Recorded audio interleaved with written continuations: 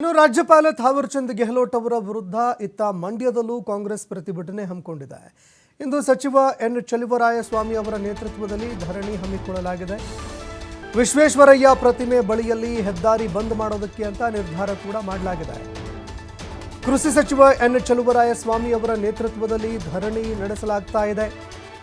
ಅದೇ ರೀತಿಯಾಗಿ ವಿಶ್ವೇಶ್ವರಯ್ಯ ಪ್ರತಿಮೆ ಬಳಿಯಲ್ಲಿ ಇರುವಂತಹ ಹೆದ್ದಾರಿ ಬಂದ್ ಮಾಡೋದಕ್ಕೂ ಕೂಡ ಕಾಂಗ್ರೆಸ್ನ ನಾಯಕರು ನಿರ್ಧಾರ ಮಾಡಿದ್ದಾರೆ.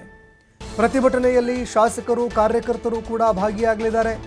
ಕಾಂಗ್ರೆಸ್ ಪಕ್ಷದ ಕಾರ್ಯಕರ್ತರು ಶಾಸಕರು ಕೂಡ ಈ ಒಂದು ಪ್ರತಿಭಟನೆಯಲ್ಲಿ ಭಾಗಿಯಾಗಲಿದ್ದಾರೆ. ಇನ್ನು ನಿನ್ನೆ ಕೂಡ ಪ್ರತಿಭಟನೆಯನ್ನು ಕಾಂಗ್ರೆಸ್ನ ಕಾರ್ಯಕರ್ತರು ಮಾಡಿದ್ದಾರೆ. ನಿನ್ನೆ ಕೂಡ ಕಾಂಗ್ರೆಸ್ ಕಾರ್ಯಕರ್ತರು ಪ್ರತಿಭಟನೆ ಮಾಡಿ ಆಕ್ರೋಶ ಹೊರಹಾಕಿದ್ರು. ಇವತ್ತು ಸಚಿವ ಚಲುವರಾಯಸ್ವಾಮಿ ಅವರ ನೇತೃತ್ವದಲ್ಲಿ ಈ ಒಂದು ಪ್ರತಿಭಟನೆಯನ್ನು ಹಮ್ಮಿಕೊಳ್ಳಲಾಗಿದೆ. ಪ್ರತಿಭಟನೆಯಲ್ಲಿ ಕೃಷಿ ಸಚಿವರು ಆದಿಯಾಗಿ ಶಾಸಕರು ಅನೇಕ ಕಾರ್ಯಕರ್ತರು ಕೂಡ ಭಾಗಿಯಾಗುವಂತಹ ಸಾಧ್ಯತೆ ಇದೆ.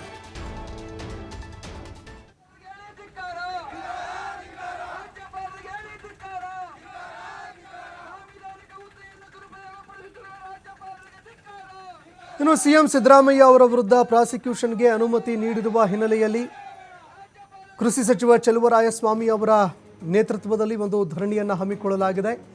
ಮಂಡ್ಯದಲ್ಲಿ ನಡೀತಾ ಇರುವಂತಹ ಈ ಒಂದು ಪ್ರತಿಭಟನೆಯಲ್ಲಿ ಶಾಸಕರು ಅದೇ ರೀತಿಯಾಗಿ ಕಾರ್ಯಕರ್ತರು ಅನೇಕ ಕಾಂಗ್ರೆಸ್ನ ಮುಖಂಡರು ಕೂಡ ಭಾಗಿಯಾಗ್ತಾ ಇದ್ದಾರೆ.